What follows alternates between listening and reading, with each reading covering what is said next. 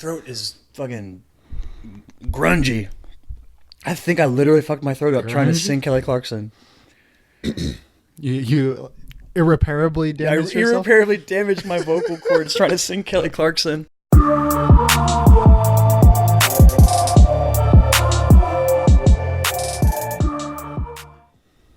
We in. What's up, guys? We in and we can't get out. What? It's a Kanye reference. Oh, okay. Yeah. All right. You guys scared me. No, you're trapped here. Yeah, all right. You're trapped here with me. Thanks. Yeah.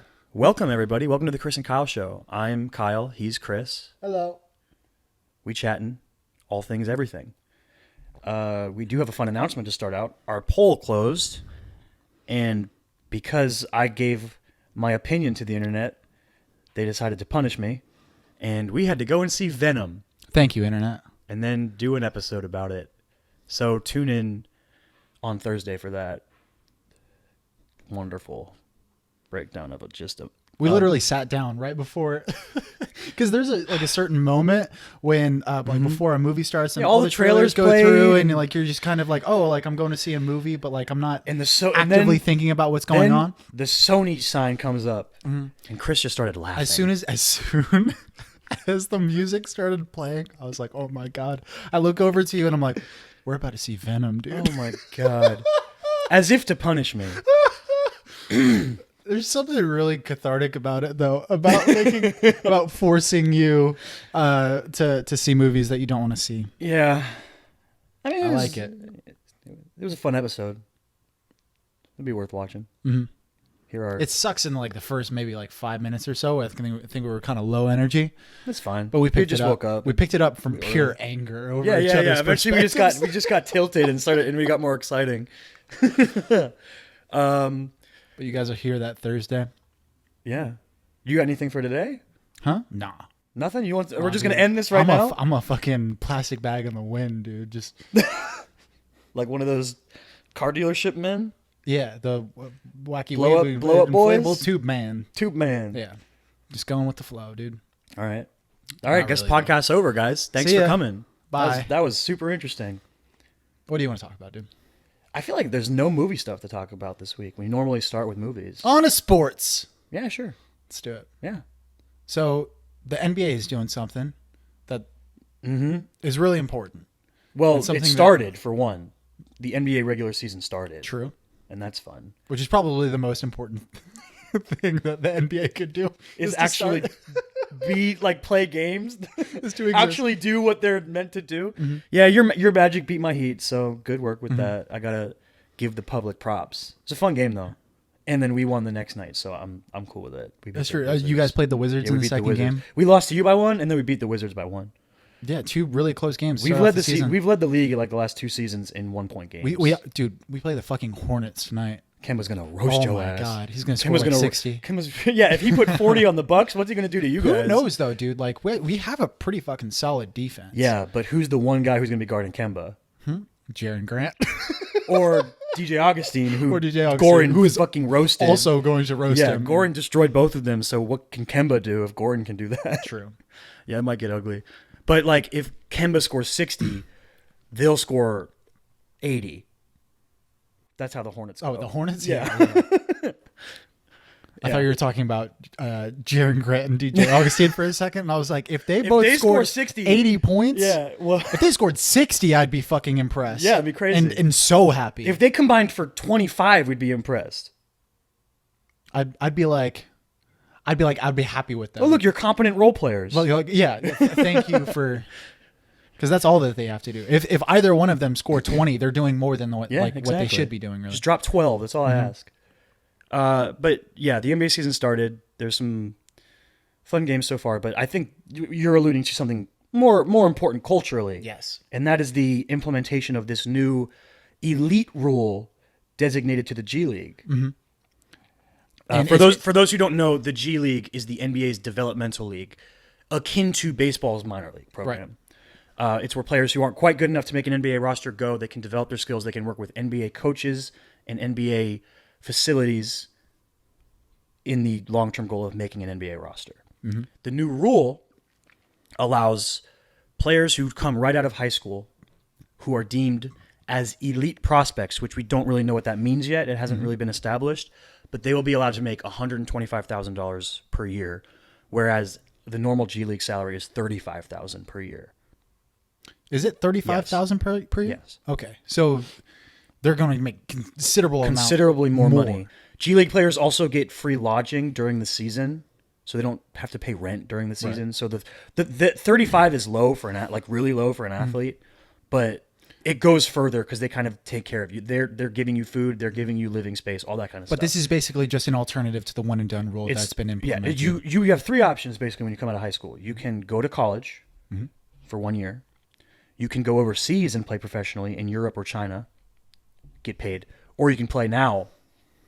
This makes it now more likely for people to stay, these high-end guys to stay, play 1 year in the G League, make their $125,000, and then get drafted. Mm-hmm. The number specifically exists because there's this huge probe going on in NCAA basketball about the corruption and how everyone basically pays elite prospects in order to recruit, roundabout ways to recruit them. Mm-hmm.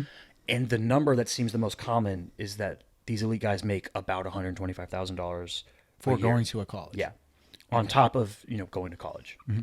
But so this alternative route that players can take when they come out of high school and go straight into the G League, they can make $125,000 a year, but they also will own their own rights to their name. So you can get a shoe deal, you can do commercials, all these kinds of things. You can make money off of your likeness, which is something that is illegal. Not allowed, illegal in the NCAA. Yeah. Well, the NCAA has a lot of things that they can't do, and it's all stupid. So this brings about a bigger thing as far as just like the corruption of the NCAA, which LeBron James comes out and is very vocal about how corrupt the NCAA and is. LeBron was lucky because when he was coming out of high school, the one and done rule didn't exist yet. That was he could go straight to the NBA. So he was drafted in 2003. Yeah, the famed 2003 draft. The 2003 draft class, number 1 overall, straight out of high school. But that was before the 2005 collective bargaining agreement, which basically that's what the NBA. That's the reason that we have the NBA as it is now, where you have to be 19 in order to be drafted. In order to be drafted and be on an NBA roster. We just had a weird noise. Sorry. You didn't hear that? That was weird. You just started looking around. That got me.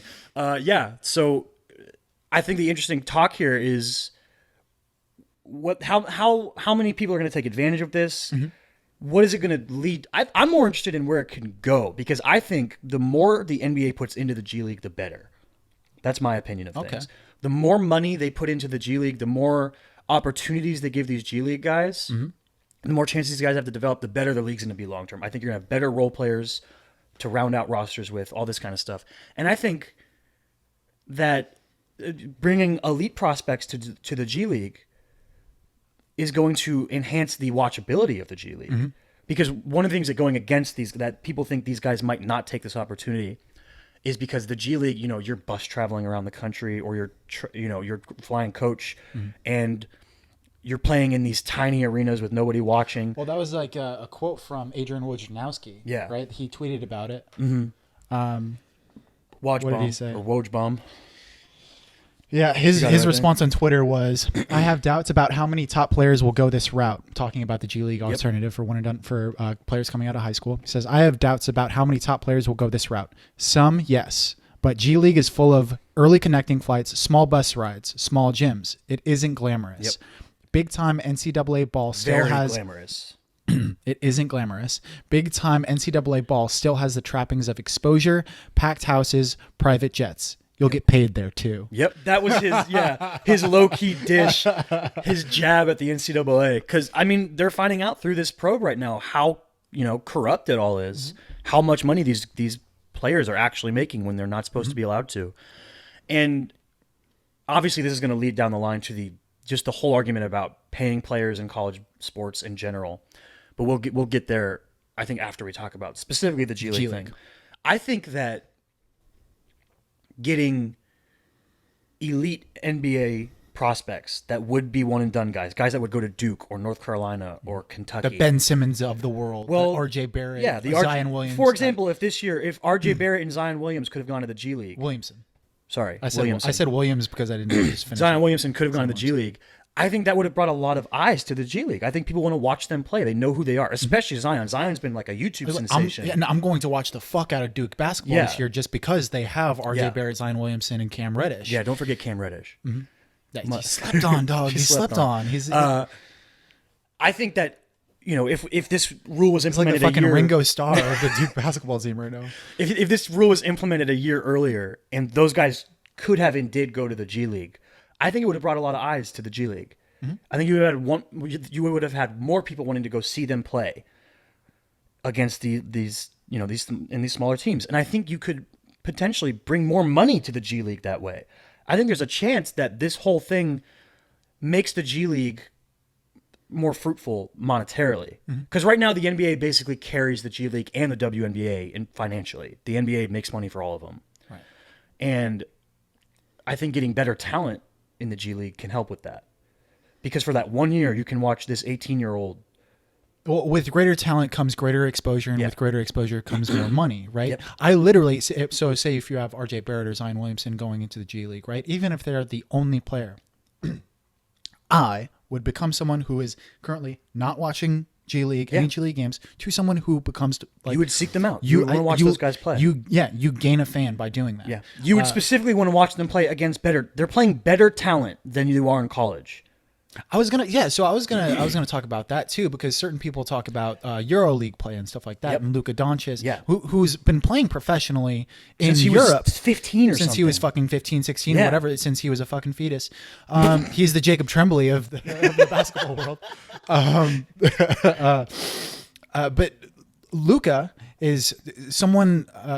A lot of people lauded his abilities so much because of the competition that he was playing in. He was playing better talent professionally than you would be playing in a college setting. Yeah, and he was the fucking MVP. Yeah, and that's why people are he's like, a prodigy. He's unprecedented in what he might become.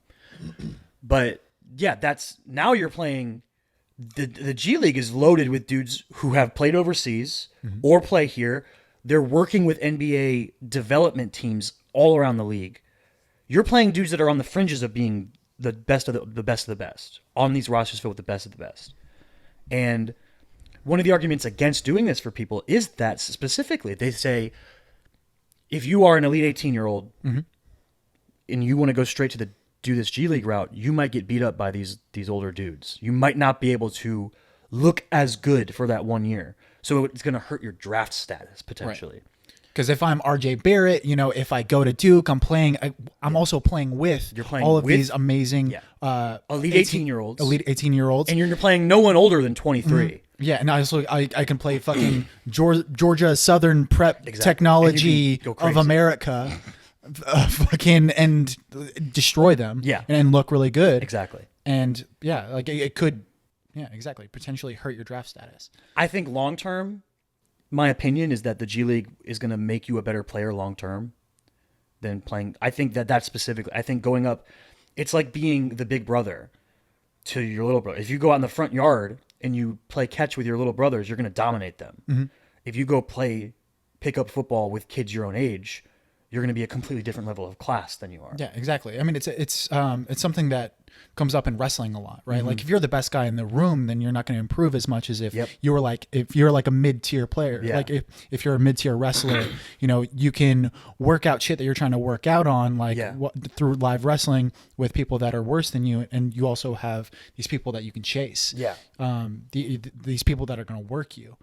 So that's why it's good to be in that situation. Yeah. But if you're not being the best can help you in terms of growth. Exactly. But what are you trying to achieve? And I think that's going to be the interesting thing. That's a big about thing. This alternative route. If you can be the number 1 pick in the NBA, but going to the G League might drop you to the number 3 or 4 pick, you're losing money. You're losing money on your rookie deal. Every pick that goes down, you lose money. Exactly, because if you're drafted higher up in the draft, you will make more money. Yeah, the number 1 pick makes the most money, and so on. And it's going to be interesting to see do different people place more importance on their draft status or on their long-term skill level, their development as a player. Exactly. And I feel like this is going to be really interesting as far as evaluating players as well, and evaluating the personalities. Yeah, for sure. Because what type of player is going to go into the G League and take this G League? They're probably more competitive. They're probably more probably more driven to get better at their craft. So, I mean, who I thought of, right? Even though that he might not have been like the elite level coming out of high school, but I felt like personality wise, an interesting person to evaluate in a situation like this, implanting him in this current situation. Jimmy Butler. Oh, right? yeah. Jimmy Butler. So if you have someone like Jimmy Butler coming out of high school. Near that, yeah. Because he was the 30th pick after spending multiple years in college. Mm-hmm. So he was nowhere near the type of person who's even going to get a sniff at this. Exactly. But his mentality. Evaluating his personality and what he goes after, he would be the type that would probably go to the G League. Another one is probably like LeBron James. Oh, yeah. Like, LeBron instantly would have done that. Do you think he would? Yeah, for sure. Here's why I say he wouldn't. I think that he values himself in a certain way. That's true. Right? The exposure is important. Yeah, the exposure is important, and obviously LeBron lucked out in being able to go into the NBA. The one and done rule didn't exist. But if he had to choose between going to college or going through the G League, would he have? So, I kind of go back and forth. I think if you asked LeBron now, he would tell you he would go to the G League because of his development, and because he hates the NCAA. Mm-hmm. I don't know if back then, as an 18-year-old, as head on shoulders as he was as an 18-year-old, it's crazy how put together this dude was from a young age. I don't know if he would have known what the NCAA was, and if he did know, if he would have cared about striking out against it. I think it's possible. If anyone is that kind of person, it would have been LeBron. Is that type of? What do you mean by that type of person? The person who would want to stick it to the NCAA.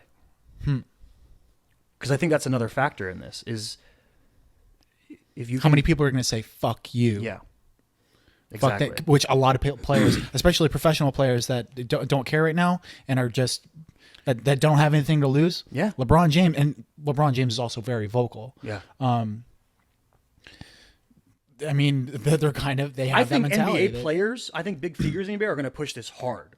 I think I'm not going to be surprised if I see who's the number one high school guy right now. That's still in high school or in college? Still in high school.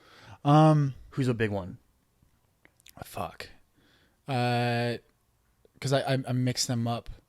I also I have very specific knowledge of specific positions because I'm a Magic fan. So I know that who's the point guard.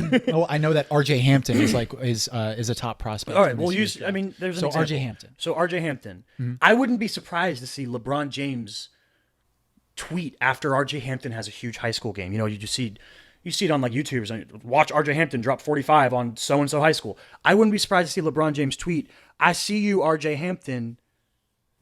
You know, and then say something looking forward to watching you work in the G League next year, something like that, where he kind of persuades young guys to take this route. Mm-hmm. I wouldn't be surprised to see stuff like that. Yeah, that would be really interesting. Mm-hmm. Fucking LeBron's existence in the NBA is so fucking fascinating. Oh yeah, it's crazy. So you know how I brought this up? We watched the Lakers versus the Trailblazers.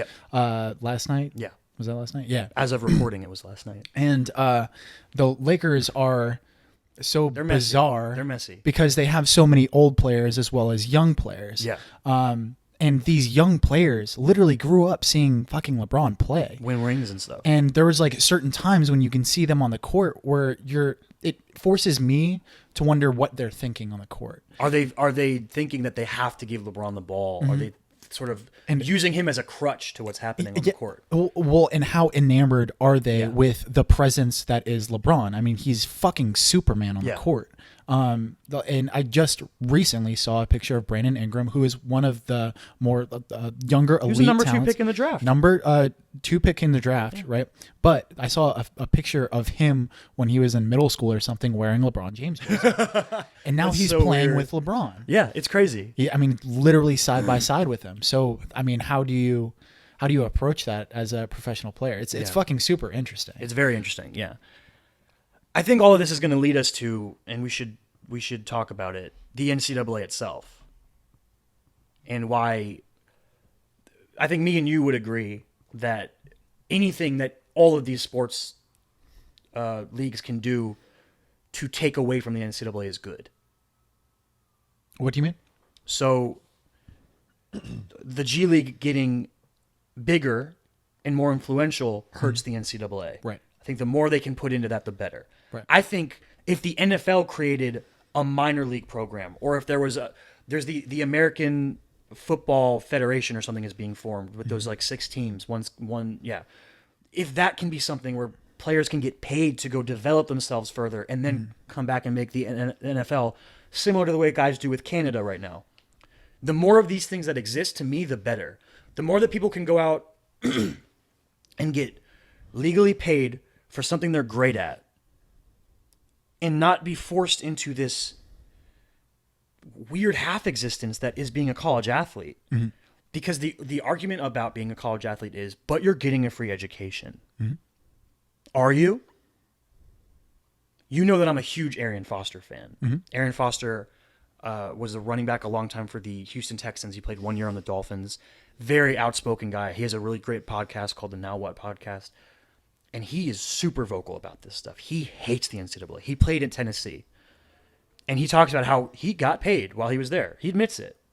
People paid for his stuff and things like that. He always talks about one of the huge things that he'll point out is debating the argument of you're getting a college education and that's your payment. Your payment for your work is your education and that it's free. And that's if you're on scholarship. His argument against that is his specific experience, his firsthand account. And he'll tell you that, yes, you can get an education, but you can't get the education you want necessarily. When he was at Tennessee, he wanted to study astronomy. He wanted to study space and stuff. Mm-hmm. They wouldn't let him. They were like, "No, the classwork, because your schedule literally has to fit around. You have to be athletics. Every day. You need to be up and you need to get your lift in. We have people that are going to follow you to make sure you're going to your classes. Mm-hmm. Then you have to do practice, and then you have to do film study. This is like every day. You have hours that are dedicated to football. Right. Your full-time job is being a football player, or whatever sport that you're involved. Whatever sport you're playing, yeah. And then on top of that, you're supposed to be a student. Mm-hmm. And they literally don't let you study the specific things because the course load, they know it will take away from your football time. He couldn't study astronomy. How crazy is that? How can you be told, you're being promised by these coaches and stuff, we're going to give you a free education to come play football for us. Mm-hmm. And then when you get there, they handcuff you. Mm-hmm. They don't let you fully explore the options of what college presents. That's crazy to me. That's really interesting. Yeah. I didn't really think about that. Like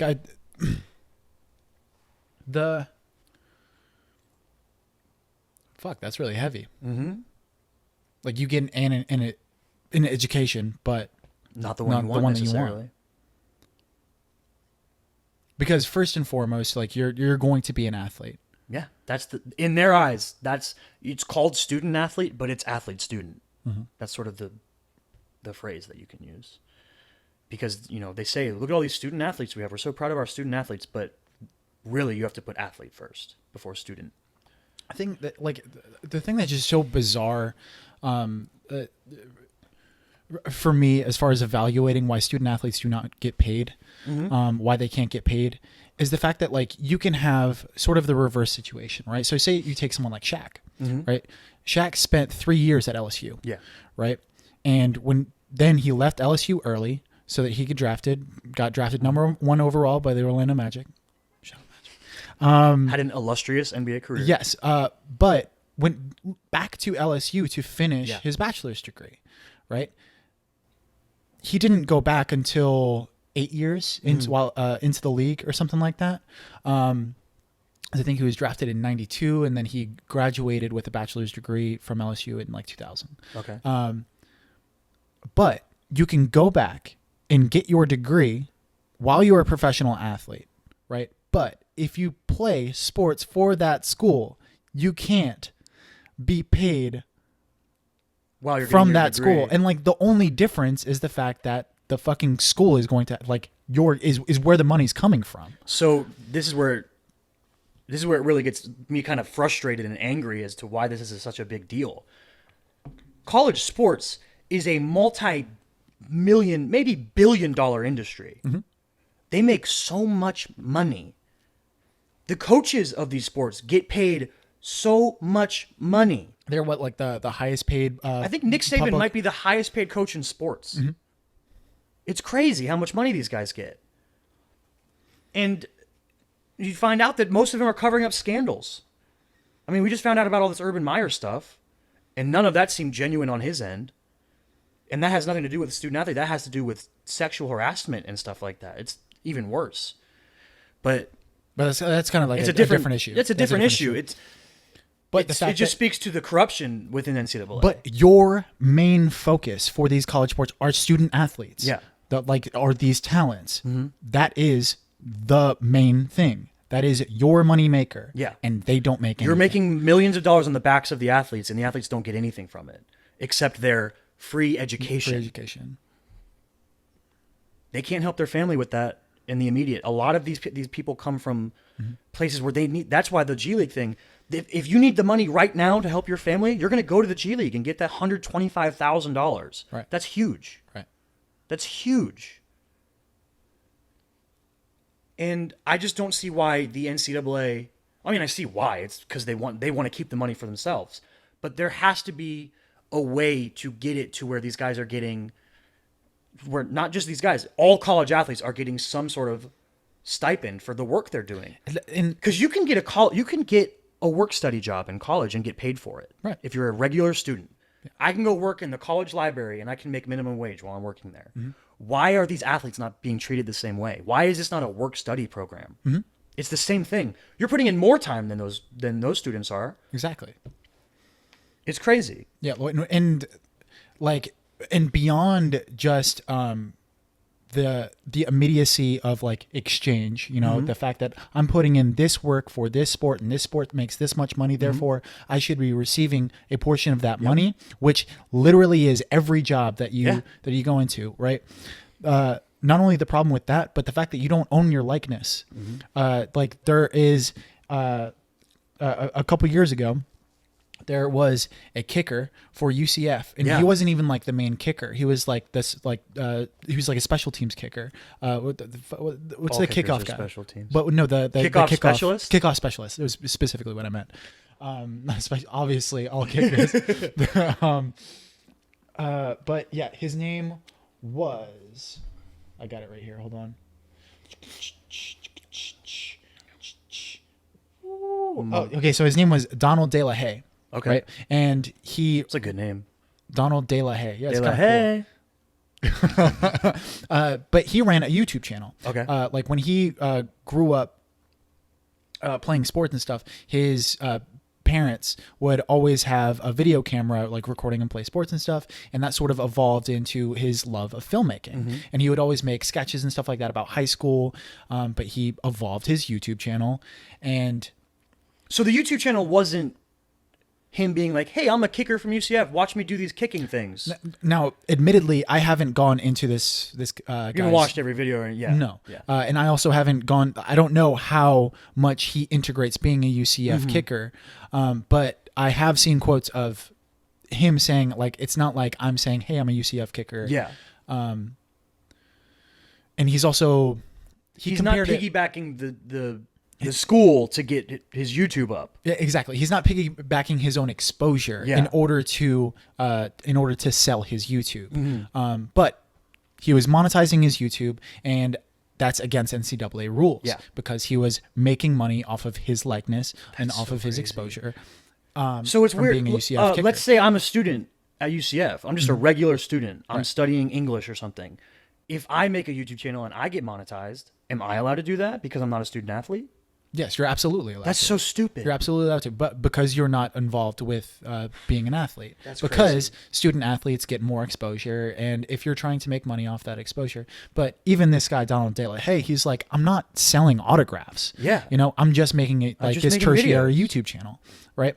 But the NCAA warned him and said, if you don't demonetize your YouTube channel. Yeah, you can have your YouTube channel. You just can't make money off of it. Exactly. If you unless you demonetize your YouTube channel, you're going to lose your eligibility. And what happened? He said, "Fuck you guys." Yeah. Didn't demonetize his YouTube channel, and he lost his eligibility. Doesn't play football anymore. Jeez. Hopefully his YouTube following went up though. Yeah, I think. I mean, I think he's doing just fine. He's got like 50,000 followers or something like that. Good. Way more than us. Good for you, man. Yeah. But it's just bullshit. Like it seems, and I also don't want to.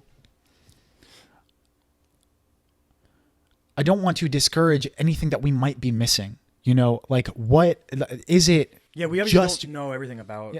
We don't know the ins and outs of fucking managing this huge thing. Mm-hmm. But what is the argument against it that isn't greed? That's what I want to know.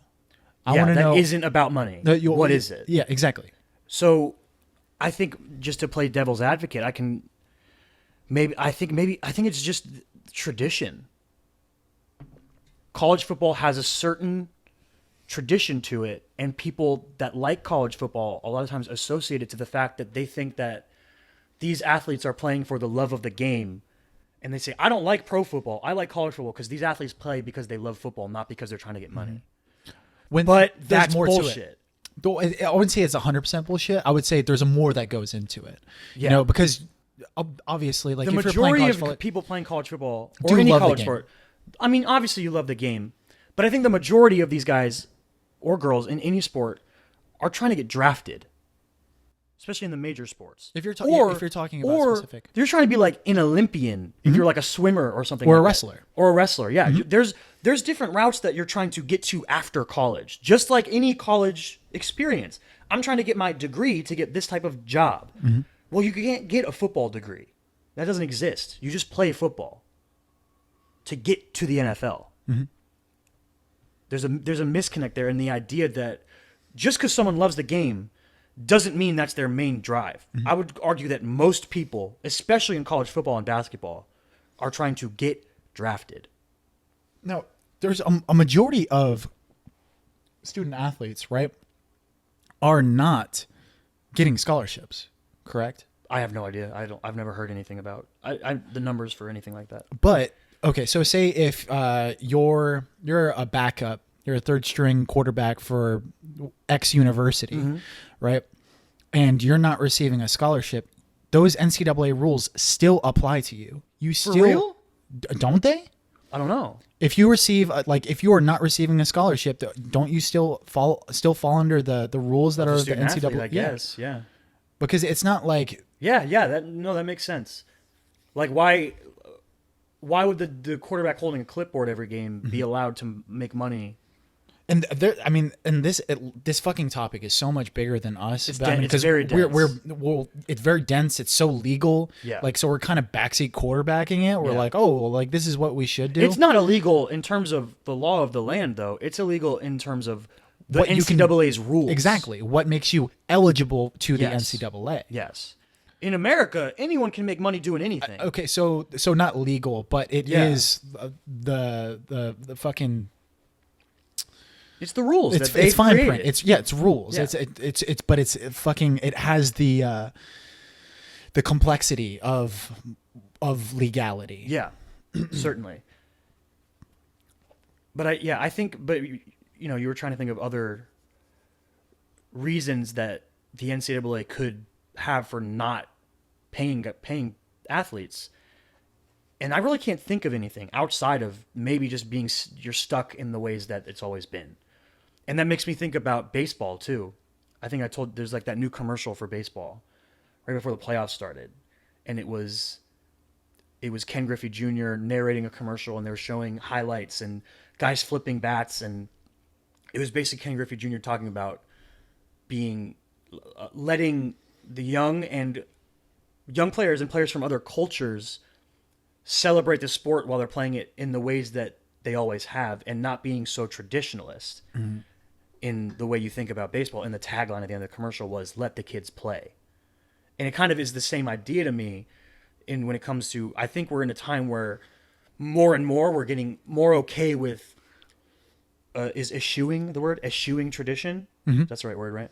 Eschewing tradition to improve the product. Right. And to make things the right rather than what they've always been. Just because something's always been some way doesn't mean it's right. Right.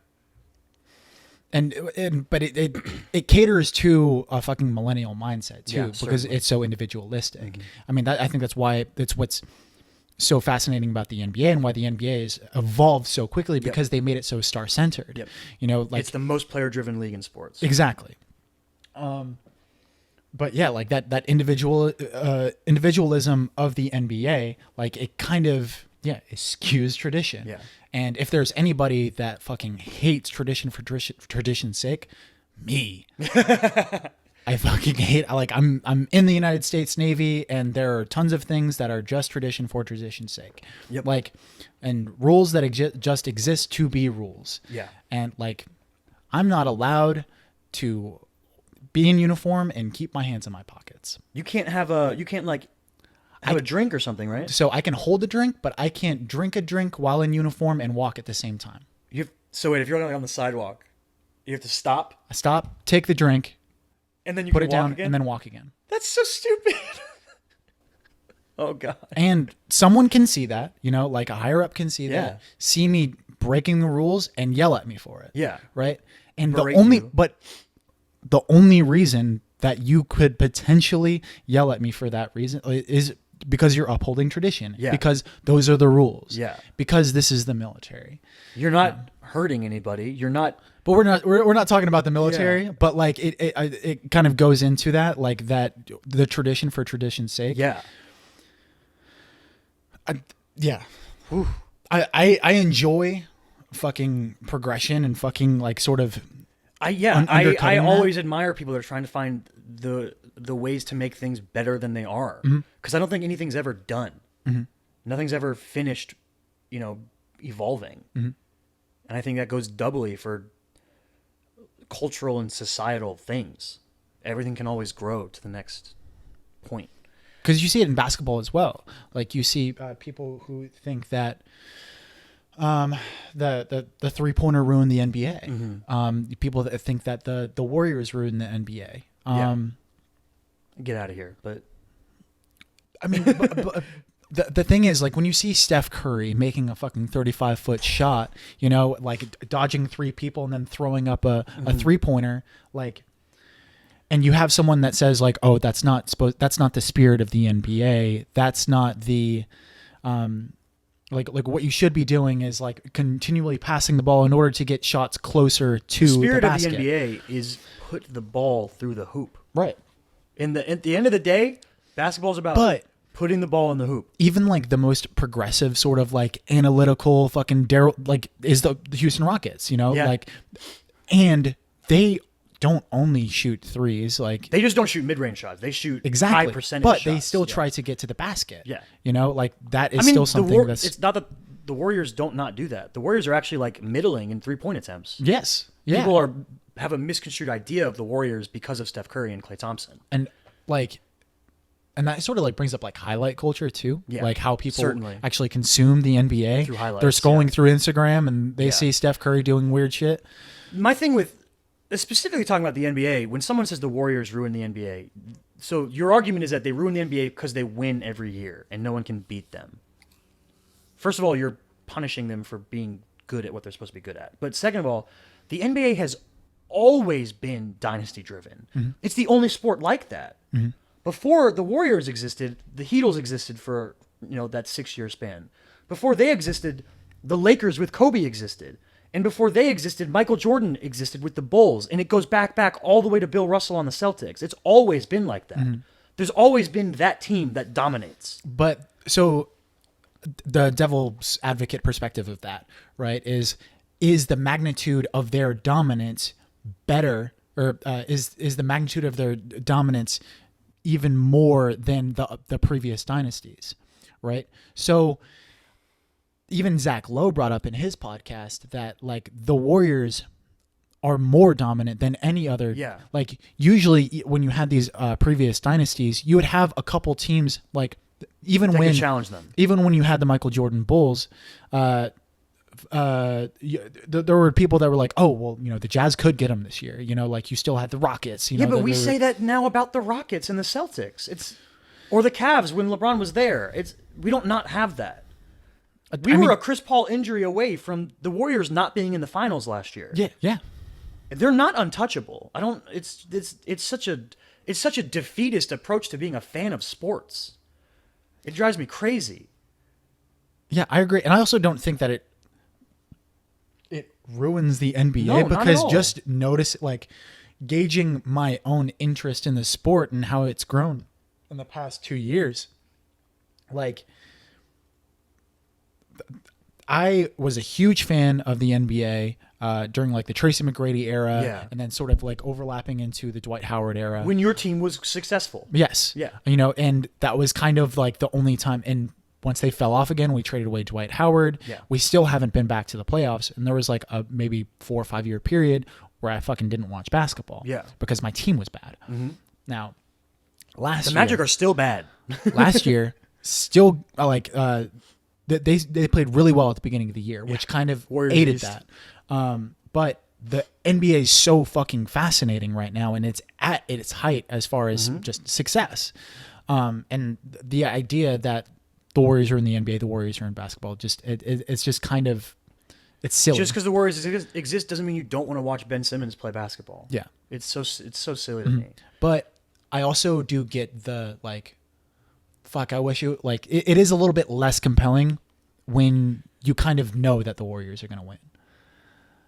I mean, when I sim a season in 2K, right, and the Warriors don't win, you're like, that's stupid. You're like, that's stupid. I think it's more stupid when the Warriors get bounced in the first round by the 8 seed. That makes no sense. I mean, yeah, I guess, but I mean, the NFL's been the same way for the last 10 years. You kind of go into the season expecting the Patriots are going to win, right. And if you're a gambler, you've come out on top with that because I think they've won 6 out of the last 10 or something like that. I might be wrong about the number, but in the last like 15 years, they've been dominant. And not every sport is like that, but there's always going to be those teams that are up there. And I agree with you that it doesn't take it away from me personally, but I can see why someone might be less interested, but I still don't understand if you like basketball, why that makes you not want to watch basketball. It doesn't make sense to me. And it's also it's an idea that we've gotten used to just because our teams are respectively, we know that they're not going to be NBA contenders. Yeah, they're not. Right? Yeah, the Heat and the Magic are not going to be in the finals. Like there's like a weird like purity that comes from that because you're just watching basketball for basketball. Yeah, and you're watching other, like we were watching the Heat Magic game on opening night, and we had the Bucks Hornets game on another TV on silent just because we want to just consume all the basketball. Like we want to watch Giannis and we want to watch Kemba and we want to see how Mike Budenholzer changed the Bucks. Which, by the way, 3 City, geez. Bucks are scary. I think that they're like the most intriguing team in the East this year. Woo! Like as far as like most compelling, like I would say it's like Bucks and then Celtics. Yeah. The Celtics, I mean, you have these returning players. You already know that they're expect going them to be the good. best. Yeah. But the Bucks were such an underperforming team last year, and then they bring in Budenholzer, they bring in Robin Lopez, Brooke. God damn it. Rolo's on the Bulls beating up mascots. That's right. Brooke Lopez. They bring in Brooke Lopez. They bring in Ilyasova. They draft White Dante. Shout out. They're just so fucking. They look more fun to watch. Oh yeah, certainly. There was so many times when I was watching them play against the Celtics last year because I was already sort of a Bucks fan just because of Giannis. Giannis is super likable, and their roster is just so full of talent and long boys. And they are a team that, like, on 2K, they always fucking win the championship because they have so much on-paper talent. Yep. But they sort of underperformed. And last year was kind of... we blame Jason Kidd. But specifically when it got to the playoffs, it's kind of a weird situation because the Celtics just proved how good they were. Yeah, so, like, immediately when they lose a Game 7 series against the Celtics when they don't have Kyrie or Gordon Hayward... everybody's like, oh, well, like the Bucks just lost to like mini Celtics, all the young Celtics. Like they must suck. Like how dare you do that? But then the Celtics beat the 76ers and then they take LeBron to seven games. Yeah.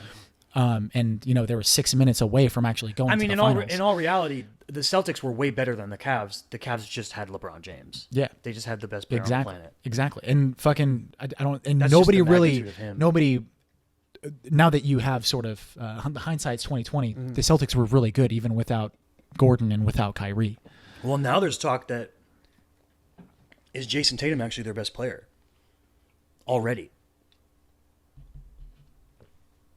It's pretty crazy.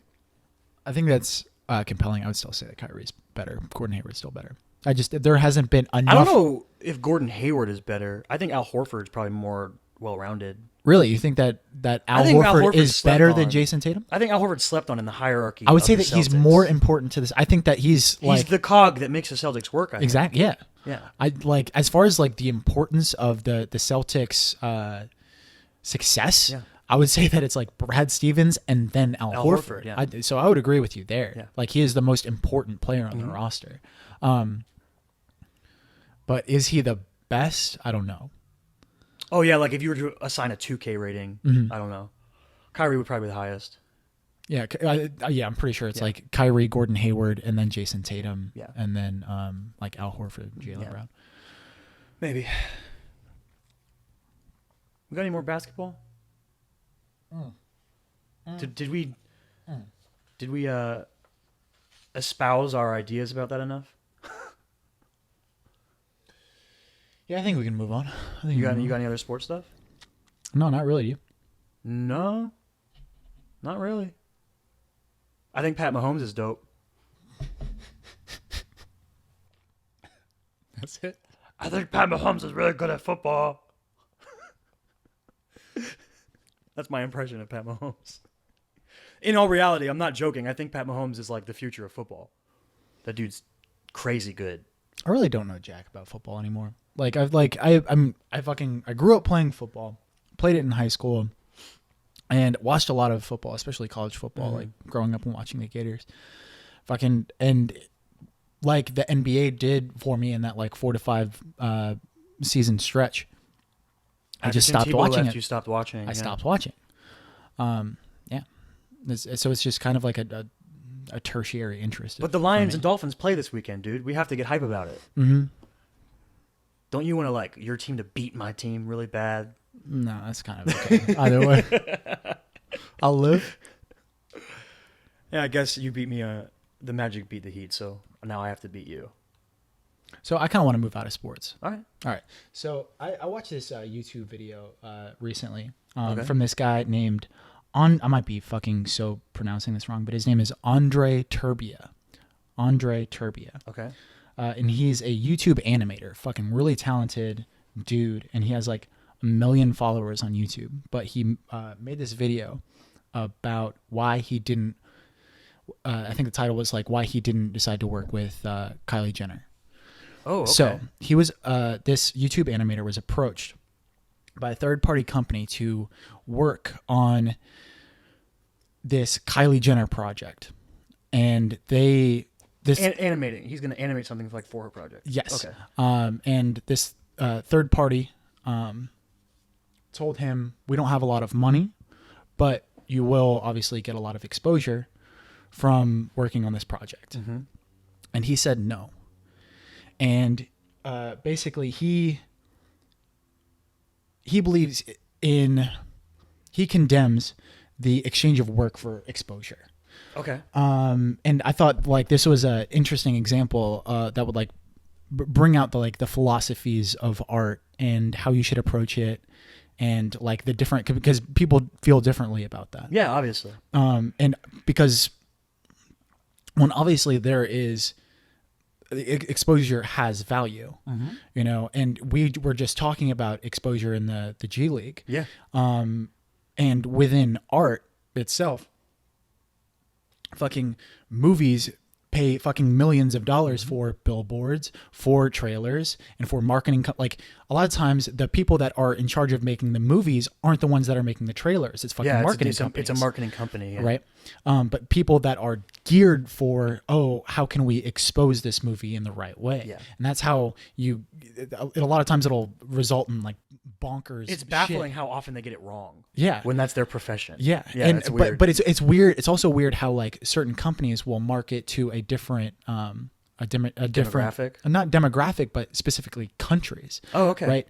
Fucking marketing companies market to Americans in a way more dumb way than they do to like England. Okay. That's interesting. Like, you can see examples of this kind of thing with, there was a movie that came out called Pride and Prejudice and Zombies. Yeah. Right. With Lily James. The trailer that came out in America was like, oh, this is a horror movie. Yeah, I remember like, that. Right. And the movie, or the trailer that came out that was released in the UK was way more nuanced and way more like, oh, this is sort of tongue in cheek. Yeah. Which I think that movie is. It's more tongue in cheek. It's supposed to be sort of like dark comedy and like and aware of itself. Mm-hmm. Well, here's another example of horrible marketing is the film previously known as Edge of Tomorrow, now known as Live, Die, Repeat. Mm-hmm. That movie was marketed horribly. Right. In no way did it represent like any part of what the tone of that movie was. It just seemed like a generic action flick. Mm-hmm. And it ended up being this really nuanced kind of tongue-in-cheek dark comedy action thriller. Like it was a lot of things clumped into one movie, and it's a great movie, but it bombed because it was marketed so poorly. Mm-hmm.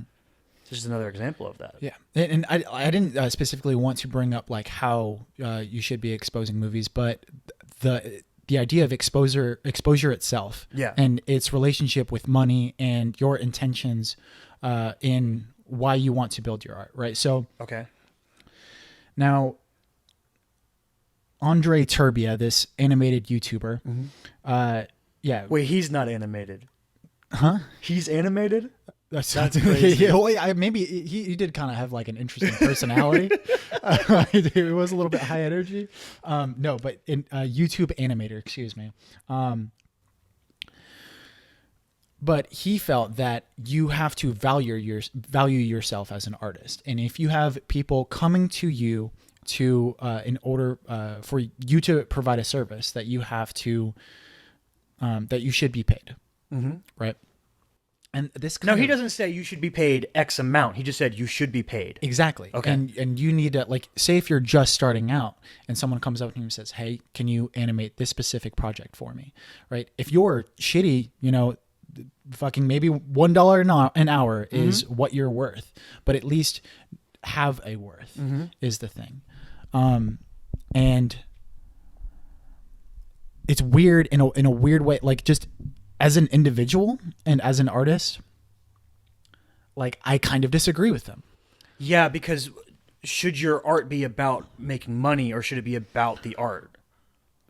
It should always be about the and people approach art for different reasons. Some people like want to become a rap artist because they want to make money. Yeah. And if that's what you want to do, that's your prerogative. I don't care. I mean, but I want to make art and I want to create for creation's sake. That to me, that is what's most important. It's not to make money. It's not to get exposure. I don't care if I get rich or famous. All I want to do is make the things that I want to make. Yeah. And just live off of that and not have a fucking regular job. Yeah. But it gets into a weird, hairy situation because the more exposure you get, the more money you get, the more that you're able to do that job. And especially with something like filmmaking, right? It's not like writing a novel. There's so much money involved in it. There's so much money involved in it, and you need resources in order to make a better thing, right? Like, at least for the most part, you can't make, like, the less money you have, the worse movie that you're going to make. In most cases, right? But say if you take like novels, it doesn't matter how much money you have. Exactly, Limitless you could be budget. literally fucking broke. Limitless budget. You could be in a white room with a pen and a paper, and you can write one of the greatest novels of all time. Yeah. But if you're a fucking broke filmmaker, it doesn't matter how much vision you have, you're not going to be able to make Godfather. Yeah. And you certainly can't make like a blockbuster style movie if that's what you wanted to do. You just can't do it. But, and it is like a sort of a weird. It's like I feel like I feel like I'm kind of contradicting myself, in a way, because we were just talking about student athletes in college and how they deserve to be paid. That's not art. That's a weird semantic conversation. I feel like sport is art.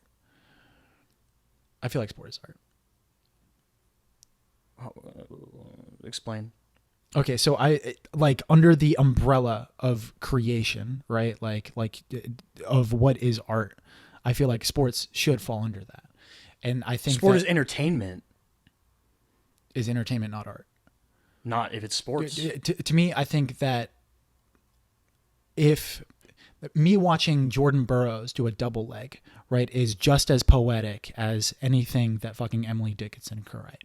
It is, you're seeing someone that is trying to master a craft. You're seeing someone that is, and if it is entertainment, then to me, entertainment is art. You know, that's why do you think that sport is not art? Because I don't think it's not creativity from the same place. You're not creating things for storytelling or for imagery or for something like that. You are creative in the sense of, I'm a great running back. I'm creative in the way my body moves. Mm-hmm. And not even like dancing. Dancing, you're creative in the way your body moves, but it's for performance and for expression. When you're a running back, the way your body moves, you're not creating these movements as a form of expression. You're creating these movements as a way of not letting that dude tackle you. I would argue that like there's people like Ben Simmons who are expressing themselves just as much through sport as a painter is through a canvas. Really? Absolutely. What about Ben Simmons? Not about him, what he's physically doing, but about who he is makes you think that. I think you could maybe argue that for someone like Joel Embiid, because he's more expressive and he's more of a performer on the court. Okay, so I don't think that your personality, because okay, the difference between Ben Simmons and Joel, right, that you're kind of bringing up here is like their expressiveness personality wise, right? But you don't have to have an expressive personality to be an expressive artist. No, you correct? don't. You don't. That's right. true. Right? Like, so I could be a deaf mute painter and still have a very expressive, like I can express my perspective and express my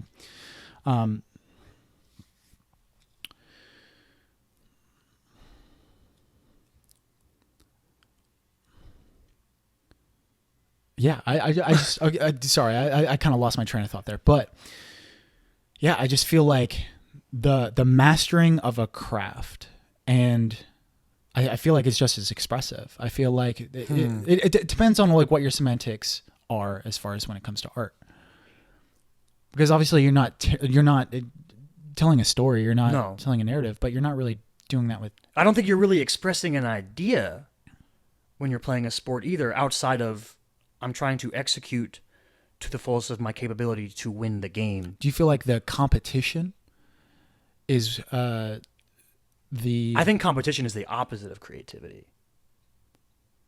I think competition hurts being creative. See, I think that's it. That's an interesting thing, because I think that it can be sort of it's a pro-con scenario. I think that competition can aid it. It can fuel you as an individual to want to make better art than the person you're competing with. But I mean, like Brian De Palma talks about his competition and his competing with Martin Scorsese all the time, and he talks about how that drives him to make better movies. Yeah, and I think that it can be more. I think that competition can be detrimental to. I think competition can be individually motivating, but I don't think that. Like, I think the nature of the box office creates a competitive nature to films, to making movies, right? That actually hurts movie making as a whole, because I think then you can't get movies made of specific genres or specific budget frames. All these kinds of things can't exist because it's not viable financially, because we're competing to make the most money every weekend. That is what I'm talking about when I say that competition hurts art, is when you attach monetary value to things. And I think in sports, I mean, we were just talking about how it's wrong that college athletes aren't getting paid because of all the money the sports make. Right. I think in sports, pretty much all sports are driven by money at its core. That's why entertainment is different. But so are movies. Yes, but I'm saying they shouldn't be. I don't know how sports exist without that. I don't know how anyone chooses to play football without making millions of dollars. I don't care how much you love football. You're putting your life at risk. But football absolutely can exist without financial gain. It can. Me and you, we could go play catch. But we can get our friends. But we can get our friends together, and we are creating our own game. That's a different animal. Obviously, we're not NFL players, dog. Yeah, but I think that then you're just having fun. I don't think you're creating. I think we're just thinking of creativity in a different way. Okay. I don't think you're creating something. I think you're just having a good time. You're exerting yourself physically, you're exercising, and you're having fun with your friends. That seems different than creating something to me.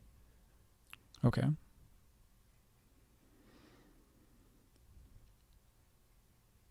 Is that what the crux of this is? You wanted to dive into creativity, or is there a different? No, it kind of went to a different like what is sport art that we.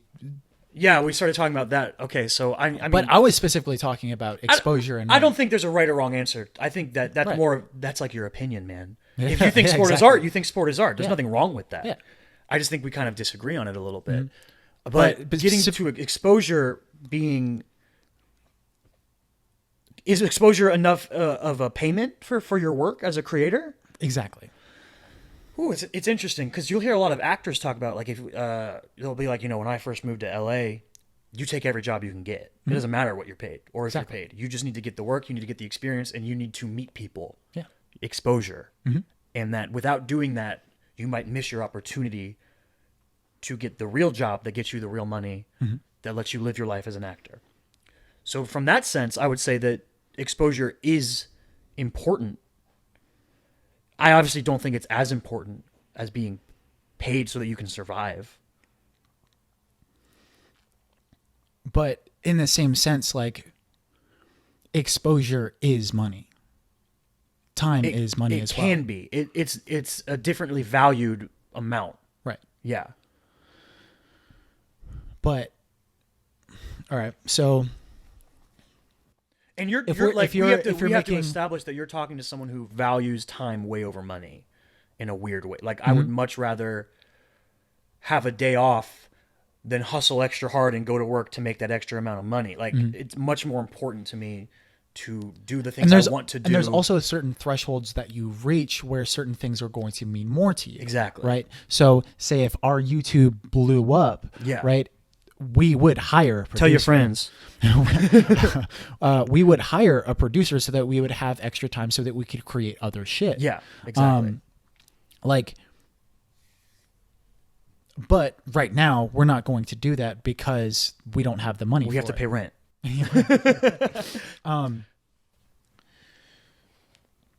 And I think it is interesting, and I'm not sure how many like YouTube followers he had, like when these people approached him with this.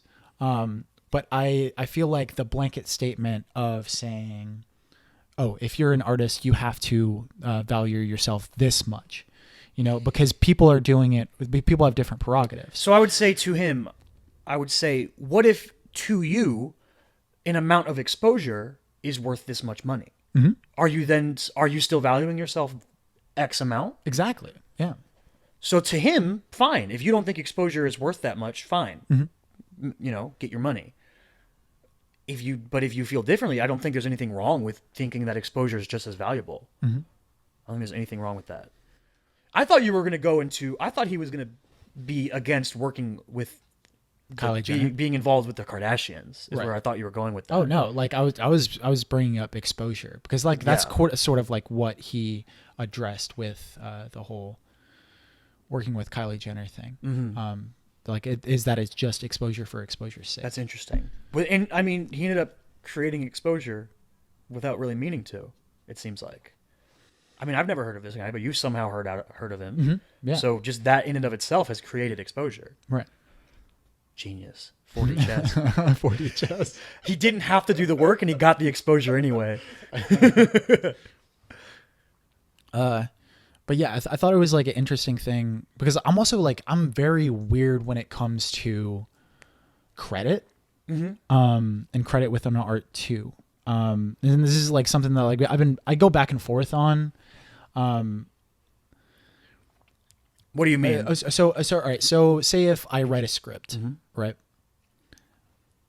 All of my scripts are available on my website. Only one of them is actually registered with the WGA, and that's my feature, right? If people, Writers Guild of America. If people went out to like and made my shorts and shit, I wouldn't really care. The only thing I would like I would prefer is if like you actually put my name there, you know, and just be like, hey, this is exposure. written by, and this is written by Christopher Michael Stott. So I think so you're trying to get to credit. Like you don't even mind if you don't get the credit? Yeah, if they didn't put really. written by Christopher Michael Stott, you wouldn't care. Not like specifically. You wouldn't feel like it was stolen from you? Not if it was like specifically like a short film. Like I would be like, it's obviously I know that it's wrong. Yeah. You know, I know that it's wrong, but do I feel wronged? Not really. It's kind of a weird, it's kind of like a weird gray area for me. I kind of think I would approach it a little bit of the opposite. I think once I created something, if then fans made their own shorts inspired by, or, you know, like if, you know, you see people put up YouTube videos of being like, here's a weird Harry Potter short I made that has nothing to do with anything. I just made it. That's cool to me. There's nothing wrong with that. Because I've already made my thing. I've already received the credit for it. I've already received the payment for it. And now people are inspired by it and want to create themselves. And I think that's an important part of being a creator, is inspiring other people to want to create. So I wouldn't have any problem with that in terms of rights, being like, they're making something. I don't have a problem with that as long as my part's been taken care of already. Yeah, and I feel like it goes into like a really interesting area of thought as far as creation and accreditation, right? You see it in rap music with sampling. Ooh, yeah. Right? At what point does a creation become another creation? Does it become another thing? At what point do you become When did an Harder, author Better, of Faster, Stronger become stronger? you know? And and at what point does, you know, sampling go too far? Does it become plagiarism? So I am very firmly planted in the camp that, one, sampling is art. Sampling is a musical art form. Taking a piece of music and editing it and chopping it up and changing it and changing pitch and changing all kinds of things, and then weaving it into your own piece is a form of art. And it's hard to do. That being said, I mean, I think it's plagiarizing when it's the exact same, because you could make an entire album of cover songs. To me, as long as you're crediting, this is, you know, so-and-so by so-and-so musician, I don't have a problem with making an entire album that's just covers. But it's also a weird, like, for different mediums, it's different, right? Yeah, because if you made a movie that was like a shot-for-shot remake, or, I mean, not even shot-for-shot, if you made a movie based on the same script, you can't do that. Right.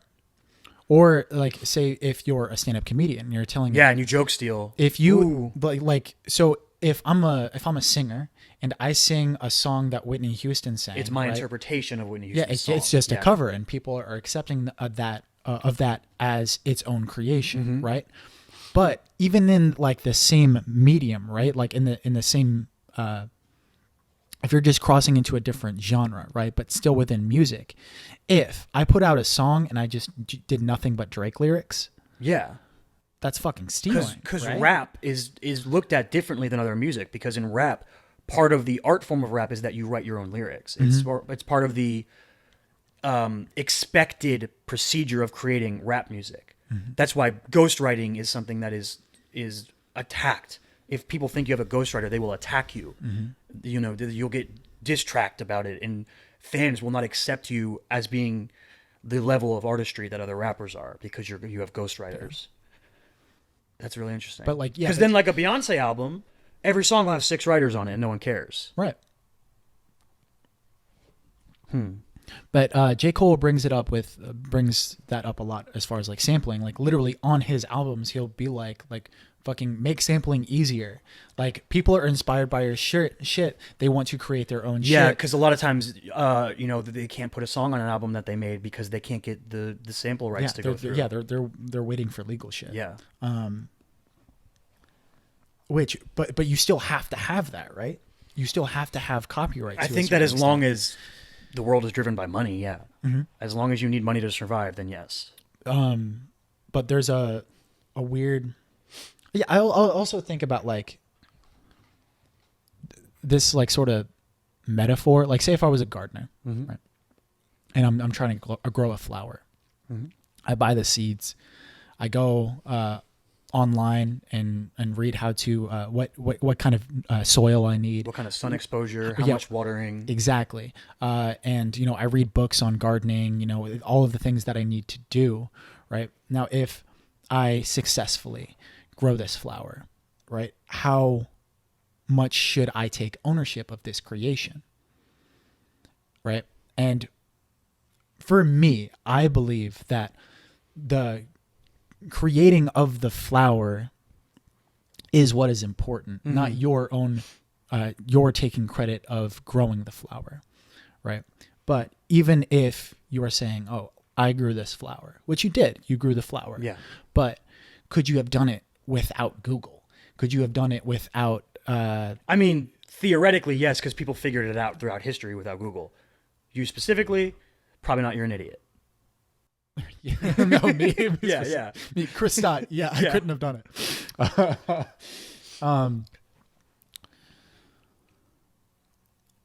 I don't know. It's like, I feel like that is a metaphor for just creation in general. And then, how much can I take ownership of writing the fourth type, even though, like, while I was writing it, I was fucking watching Archer and being like, fuck, I want my dialogue to be exactly like that. Mm-hmm. I want to write something that's similar to Annie So Hall, when you're inspired by things, does that deserve credit? And obviously it doesn't. Well, it doesn't, like in our own, the way that copyright exists right now, it doesn't. Legally speaking, you're not talking about legally though. You're talking about not even morally. You're talking about like philosophically. Yeah. Should I take ownership of this thing? So I've seen a thing. I mean, I don't know the answer obviously, but I've seen a thing that if it is something that you struggle with, could help.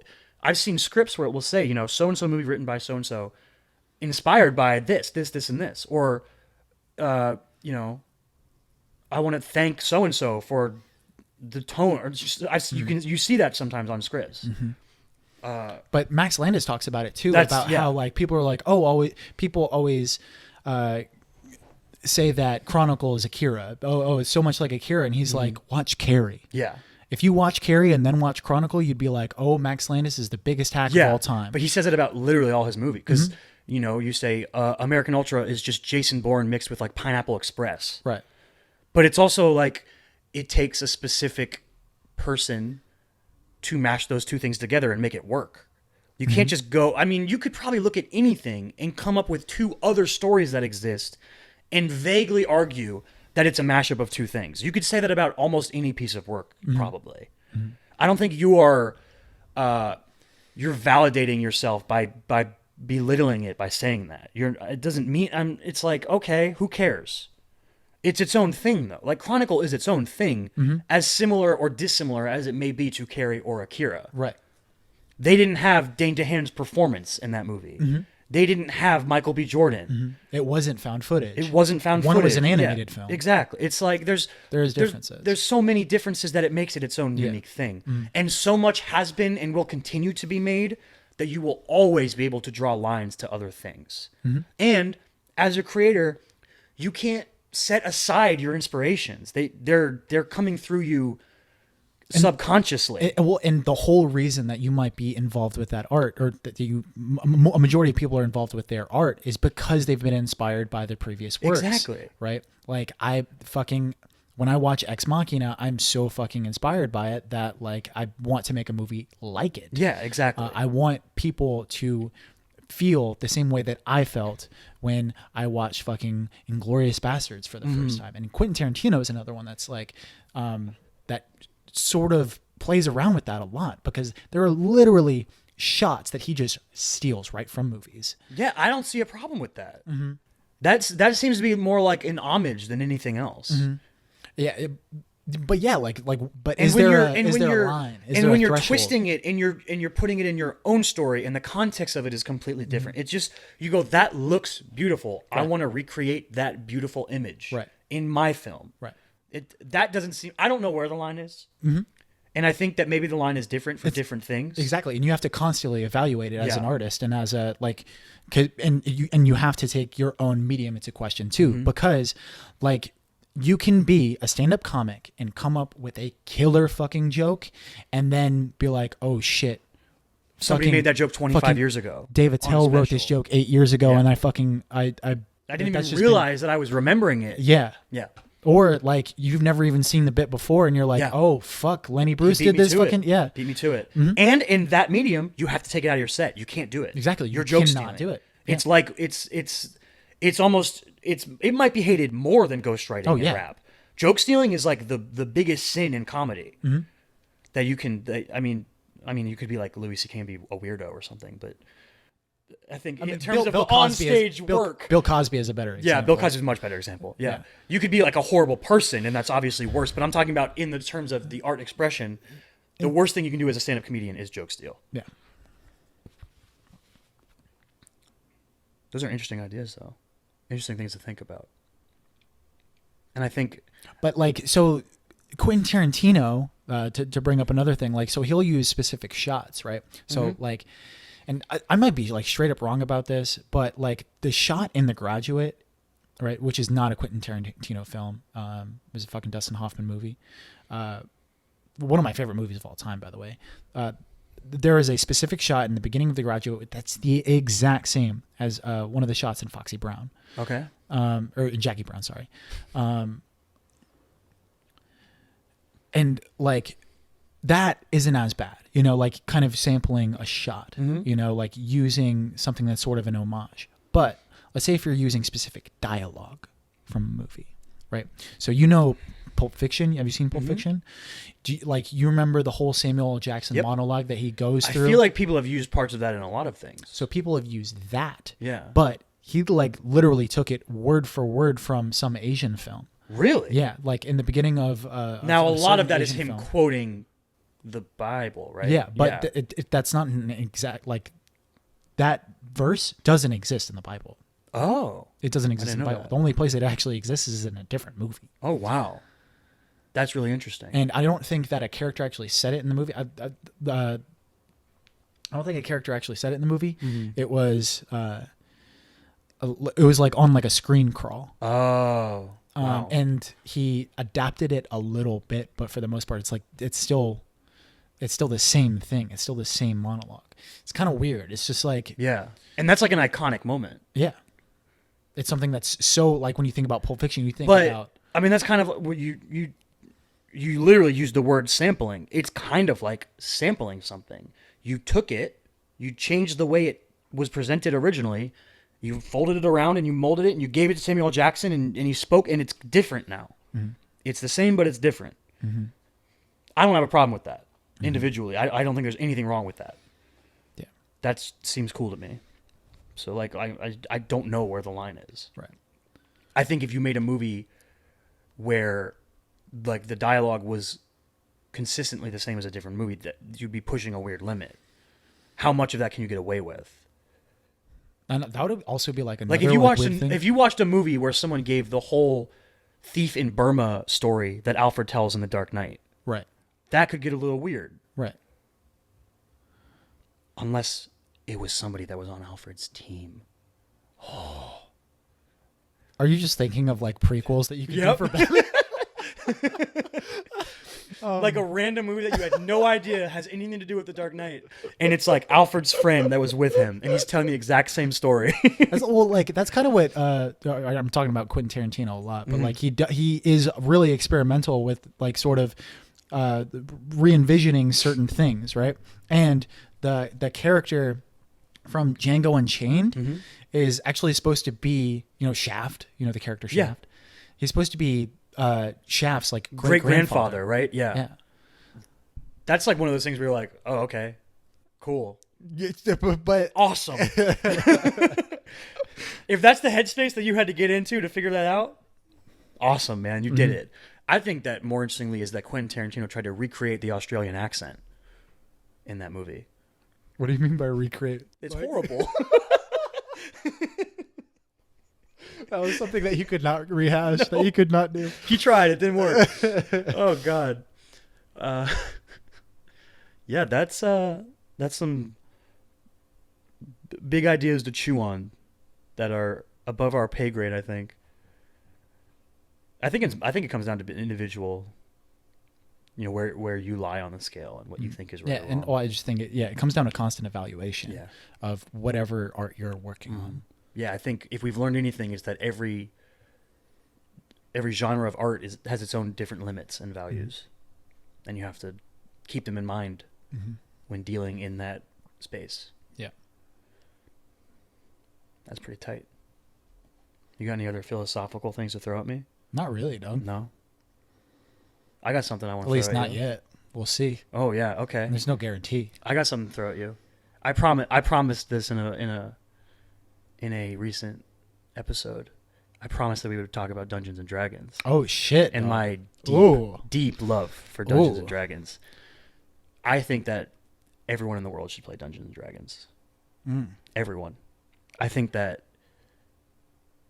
I don't think that people understand what it is. And I think that...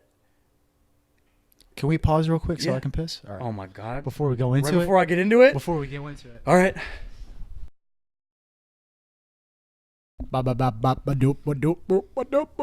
We back. Hello. Ba-ba-doop, bop-boop. So, D&D.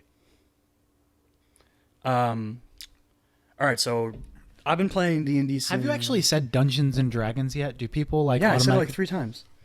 Specifically Dungeons and Dragons, or did you say D&D? No, I said Dungeons and Dragons. But did you say Dungeons and Dragons? Yes.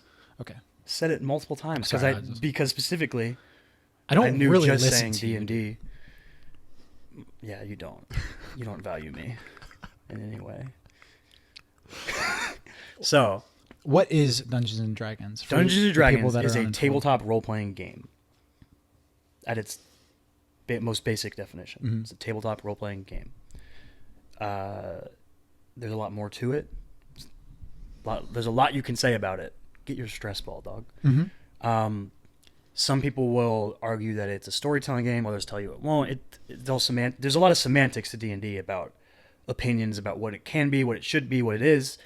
But that's all for a different medium than what we're doing. I've been playing D&D since 2012, I think. I think 2012.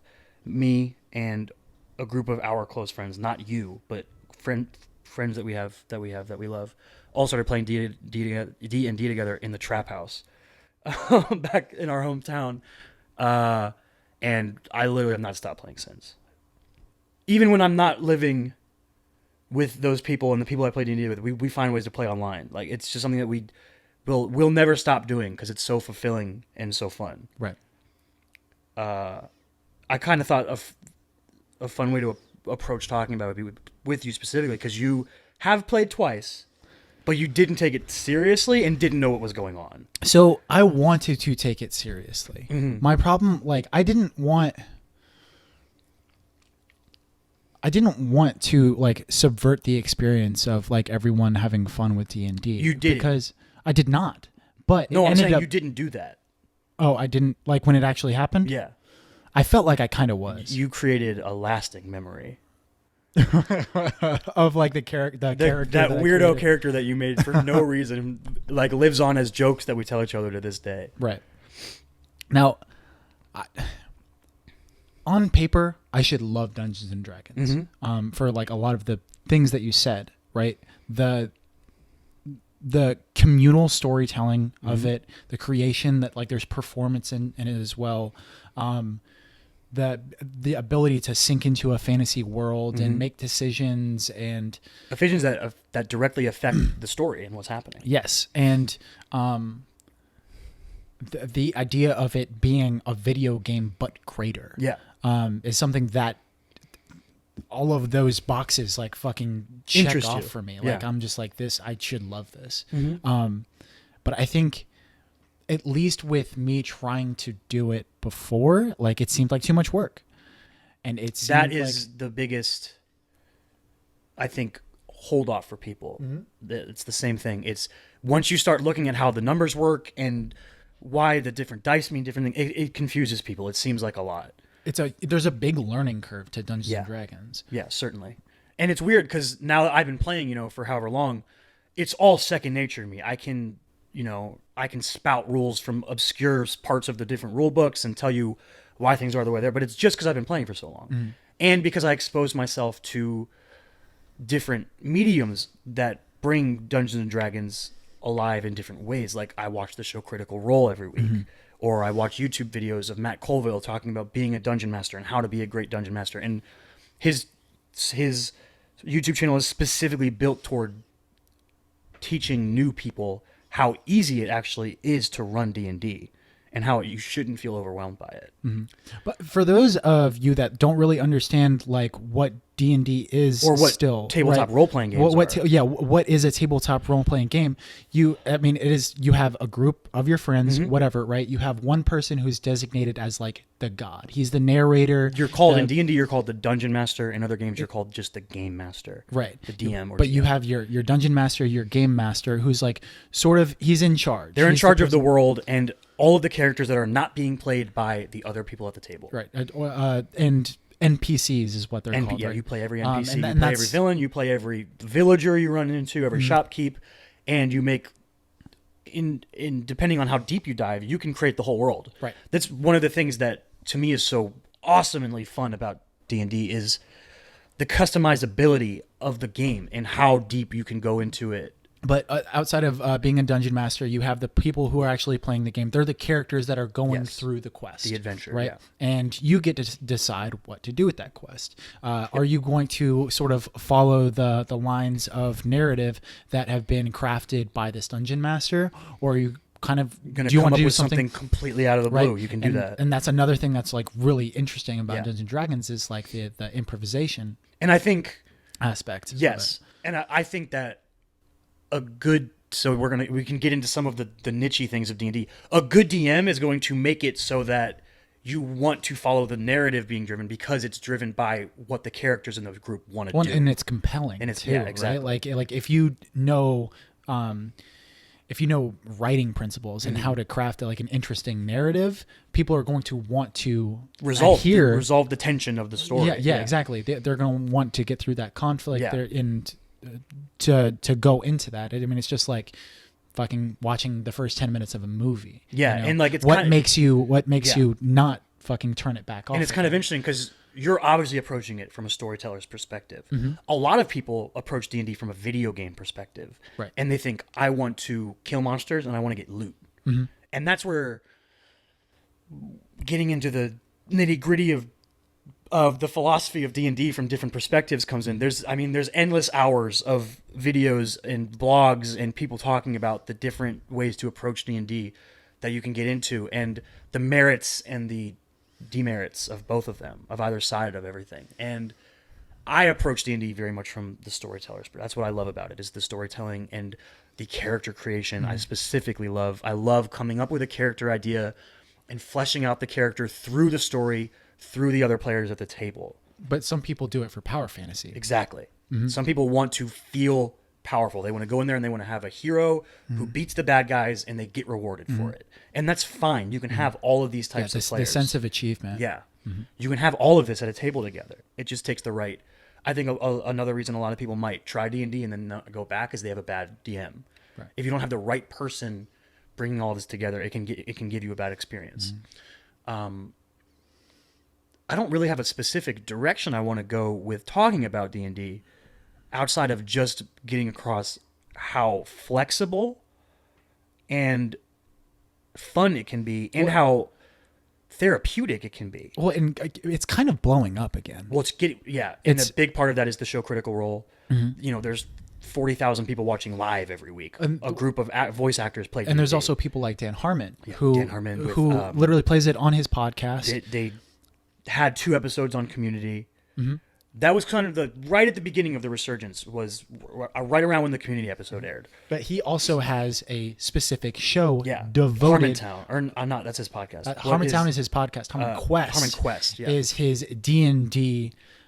Is his D&D show where he has all of his friends plus one guest celebrity that will come in and play Dungeons and Dragons. And it's weird because these different mediums show the different. What I was talking about, flexibility of the game. Harmon Quest is goofy and quick and silly.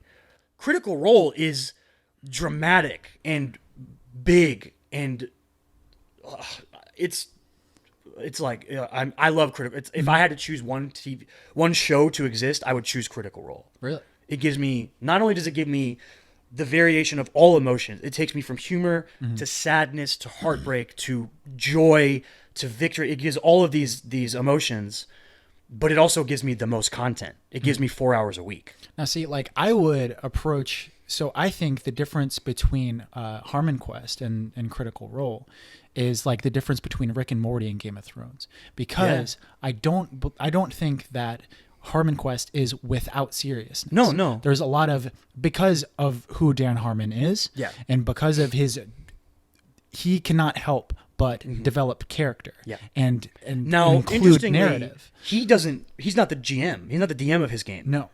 He plays a character in the game. But the person who is DMing those games was literally a fan of the podcast. Yes. And he was like, "Oh, I kind of want to get into their podcast is live. Yeah. And it's always in front of a live audience. And they're very much performing for that audience. Yes. But he was talking about Dungeons and Dragons, and he was like, "Is there anybody in the audience that like just is really knowledgeable about Dungeons and Dragons?" And this one fucking hand comes up. And that dude has been on the podcast since then, and he's the DM for Harmon Quest too. I can't fucking think of his name right now. He's got the big beard. Yeah. I can't think of his name either. But yeah, I guess I wanted to get kind of your perspective, because I'm so steeped in it that I don't. What is the outside perspective of it now? So after it's kind of resurgence. So I'll tell you, because I also have an interesting perspective. Like you already have our friend group and everything. And well, like, that's one of the tough things about moving out here. I don't have a group out here anymore, so it's like physically you don't. But you're still sort of entrenched in that perspective of band geeks, right? Like, I mean, kind of. Yeah. It's similar. But that culture, like that sort of geeky culture. Whereas I'm a mechanic in the Navy. In the Navy, yeah. It couldn't be like more of a diametrically opposed perspective. I feel, but you sort of get a yin and a yang of like different interests, like with both of those sides, right? Now, I run into a majority of the people in the Navy. Whenever I bring up Dungeons and Dragons, they think that it's fucking nerdy. Yeah, that's even after the resurgence and how much bigger it's gotten over the last like 2 or 3 years. It hasn't hit that demographic. Like, Joe Manganiello is very open and adamant about how much he loves and plays D&D. That's a movie star. Fucking Vin Diesel. Yeah, Vin Diesel's another one. Yeah. But there's certain like areas of geek culture of it's taboo. But there are certain that have blown up, and fucking comic book movies. Yeah, comic books are like the largest examples of things that are just widely experienced by the massive. Yeah. So like even my demographic that I'm living in right now, it still gets to them. Whereas like they don't know what fucking Critical Role is. Yeah, exactly. They don't know that. Like, even when I bring up Dan Harmon, I have to be like, he's the guy that created Rick and Morty or Community, because Rick and Morty is another one that like a lot of people watch Community or Rick and Morty. Yeah. Yeah. So I mean, like from an outside perspective, a lot of people still have that kind of. I wouldn't say taboo, but it's like they have those hang-ups. They have a conclusion already drawn. Yeah. And I mean, that obviously it comes from back in the 80s during the Satanic Panic, I think is where it originates. And that kind of made anyone who did play D&D back then had to go into hiding. The Satanic Panic? You never heard of that? You know what that is? So the Satanic Panic was when D&D was like at its peak back in like, I think it was the 80s. It became a thing where you were being, as a parent, you were being told that your kid plays Dungeons and Dragons, he's worshiping the devil. Ooh. Like stuff like that. So it became this huge thing, especially in... That makes me want to play D&D more. Yeah. This huge thing, and especially like, middle class, upper middle class, white homes that they got terrified of D&D. Damn. Became, oh, what are you doing with your friends? Oh, I'm going to play D&D. And they, no, you can't spend time with those. It was called the Satanic Panic. Fuck, that's like really interesting. Yeah. You didn't know about that? I'm no, surprised. not really. Yeah, that's like where the taboo of D&D started. Okay.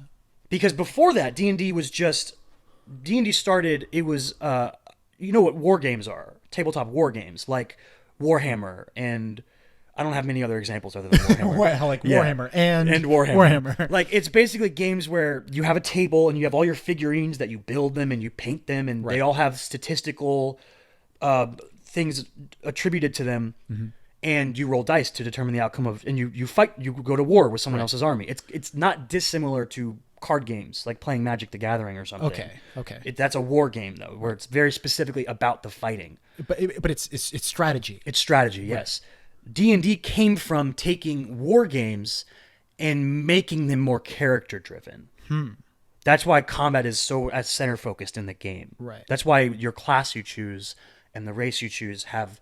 That's interesting. Abilities that give you advantage in combat. So like narrative kind of came into strategy gaming and kind of, and even that was just a little bit. It was more Gary Gygax being like, I want to play a war game on a smaller scale. Gary Gygax? He's the guy who created D&D. Okay.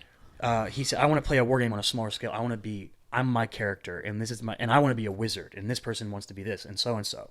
So they came up with this whole new game, Dungeons and Dragons. Now, 5 editions later, we're in 5th edition, and now, for the first time, storytelling is kind of more focused than ever in the game. If you read the rule books of D&D, there's not really anything about storytelling there. It's not like, this is how you set up the introduction for your story, and this is how you tell the middle of your story, and this is how you get to there's nothing about that in D&D. Right. It's just the modern take on Dungeons and Dragons is that the value it gives you as a storytelling.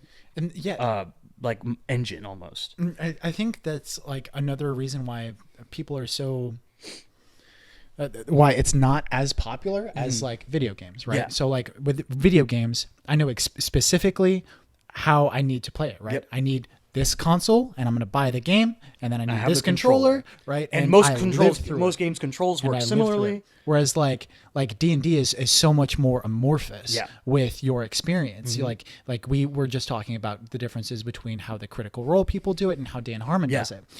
Neither one is more important. They're both right. Yeah. There's no wrong answer to the way you play D&D. Yeah, exactly. Unless you're an asshole. There's horror tales out there. Here's another reason why D&D is kind of taboo, is you find these horror stories of somebody going, oh, I love the Lord of the Rings movies, and I think Game of Thrones is awesome, so I went to my local game store, and they set me up in a game, and I'm a girl, and the first thing that someone did is they talked about rape. Oh, Jesus. Yeah, there's horror stories out there of just horrible groups and just bad people.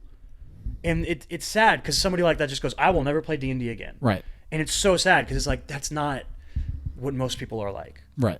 You just happen to stumble upon horrible people that are, their fantasies are wrong. And the things that they're trying, it's just not right what they're trying. And you feel bad for those people because I want that person to be able to explore a character they love in a world they love with good people. Yeah. It's like when I recommend fucking Why the Last Man to someone, like it's because I enjoyed it so much. I want you to share in this interest with me. Yeah, exactly. Yeah, it's so like it's the neckbeard thing. It's when you close your eyes and you imagine the people playing Dungeons and Dragons, it's a bunch of pasty white dudes in their basement that don't groom themselves and smell bad, and they're eating Cheetos, and they're probably getting up to some skeevy shit in their game. Right. One of them is like, I'm playing a sexy lady. And they're being weird about it.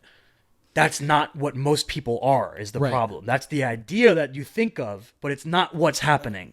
Right. And I mean, we have a tiny platform, but I want to use it to try to express that you can find people out there that are having so much fun and creating so many shared memories. And I mentioned therapeutic earlier. There's studies about how Dungeons and Dragons can serve as real therapy. How you can, the character you create can go through similar problems that you're going through as a person, and you can work through them in a fictional reality as a way of trying to work through them in your real reality. That's something that Dan Harmon does in Harmon Quest. His character has father issues. Yeah. And it's like literally in the entirety of the first season of Harmontown, his character is going through an arc of reconnecting with his father, and not only reconnecting with his father, but realizing that he doesn't need his father in order to be a good person, to be valued. And fucking Dan Harmon has those problems. Yeah. He has dad issues. So yeah, that's kind of fucking interesting. Yeah, there's literal scientific studies about the therapeutic benefits of playing. It's specified towards Dungeons & Dragons, but I would argue that really any role-playing game, because it's not just D&D. There's a ton of really cool role-playing games out there. There's games called like Masks and Dungeon World and just Powered by the Apocalypse games. There's different, and they're all different styles of game with their own rule sets and their own. Some of them are setting specific. Like you can play the Star Wars role-playing game set in the Star Wars world. You can do anything happens in Star Wars, but you can do it at the table with your friends in your imagination. Yeah. And there's just so much flexibility to the hobby and so much fun to be had. And I just want to share with people how great it can be for you. Right. And how many friendships and memories you can create with it. And the variance in storytelling that you can attack. Well, I feel like the inclusion of creation, whatever you're doing, like to be more creative. Like I think that like writing is super important because of like it is the almost like the lowest but like most important form of creation. I mean, because we talked about it with as far as writing. Yeah. It's the easiest as far as resources, how resources come. Because you don't need anything in order to do it, and in order to do it well. Yeah. Especially, like fucking J.K. Rowling can be a single mom going to coffee shops and write on a napkin an idea. Write shit on fucking on a napkin, and it becomes $1 billion industry. Yeah. And like that shit is magical. Yeah. That shit is magical. Like this is an interesting thought that what you were just talking about with the satanic panic and how like with the evolution of D&D, people were like, oh, like don't let them play D&D because they're worshiping the devil. They're worshiping the devil. They're fucking witches, right? Like Alan Moore. I don't know if I ever talked to you about this with Alan Moore, writer of Watchmen. Writer of Watchmen, V for Vendetta. He writes graphic novels, and he also did League of Extraordinary Gentlemen. Fucking really fascinating guy, really talented, very interesting dude, really talented writer. But he also believes that writing is, in a sense, magic, right? Yeah, and that even the language of magic is closer to language itself than it is to magic, right? Like, literally to cast a spell, it kind of derives from the ability to spell. And even what a grimoire is, a book of spells, that derives from grammar. Grimoire, grammar, right? And for him, like he literally practices fucking magic with a K, like fucking and he's delved himself into the worlds of like seances and shit like that, which is crazy. Symbolism, it's very crazy. But like I found that like really interesting, the fact that like as soon as like narrative starts to come into this already existing like strategy gaming, right? That's like when you start saying, hey, like that's some devil shit. Yeah. Yeah. Because it's so I don't know. To me, it's so fucking powerful. Yeah. That like, just storytelling in general. Yeah. Well, yeah. Just storytelling in general. Fucking the ability of it to change. I don't know. Yeah, I just wanted to talk about how dope D&D is. How much I love it. I get it. I'm not sure if I want to revisit it. I want you to revisit it too. I want to run a game for you But and some other like, people. I'm not gonna lie, I'm gonna need somebody to like kind of like hold my hand through the process. Dude, that's what I'm here for. Because the first time, like, I think Jamie talked about it before. About shout out to Jamie Cunningham. Yeah. You played in Paul's game, right? I don't. No, it was Paul. It was Paul's game. Yeah, it was. But Jamie was like, "We didn't include you in the right way. Yeah. This is how we should have. We threw you to the wolves. Yeah, We were like, no, you just play. Like, and fucking get with it, and dude. like I just achieved, play. And I just achieved like a certain threshold of effort that I Yeah. put in, and I was like, I'm not doing anymore. Yeah. And then by the time it got to the game, I didn't want to subvert the game. Yeah. But I felt like that's what I was doing. Because you were essentially a guest player in a game that we'd been playing for a long time. Yes. So yeah, And I would love to get a group of and I was like, a group and start from the beginning. the only thing I'm sort of gonna get out of this is like being funny and Yeah. like and I don't know You were how funny. much I am. We all love going to- Drakbog. We've created fan theories about Drakbog of our own game. It's how stupid it was. But yeah, I would, if we could find a group to play with, I would definitely, I would love to run D&D for a whole group that's never played before. I would love to introduce a group of like 4 or 5 people that have never played and teach them all from the beginning and kind of, hold your hand through the beginning. Right. I think that would be a lot of fun. But yeah, D&D, play it. Find cool people that you trust. Don't necessarily just be like strangers. Great, like meet them before you play with them. But find a group of friends and create memories you'll never forget, and just joy, just pure joy. What? What? Why are you looking at me like that? I'm not crying. Oh God. You got anything else you want to do? Shout outs? Let's fucking get to shout outs. All right, I feel like my shout out's gonna be kind of long. Kind of long. All right, I'll go first then. I mentioned him earlier actually in the podcast. My shout out is the alter ego of ex-NFL running back Arian Foster, Bobby Fino. Ooh. Bobby Fino is Arian Foster's rap name.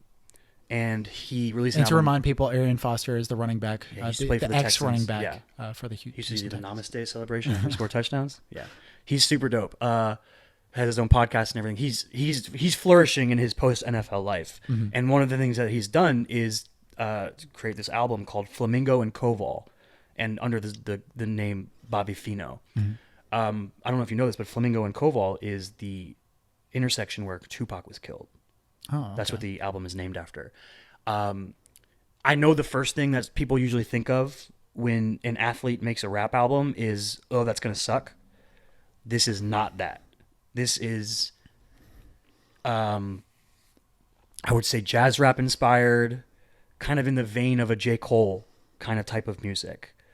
And he tells his story, and there's some super dope. I would say that my favorite songs are Watermelon Sunrise, Wine Bottles and Cheese, and the very long song Amen, where Arian dives into his religious opinions, which are the complete opposite of most athletes, and it's very interesting. That dude, Is he an atheist? yeah.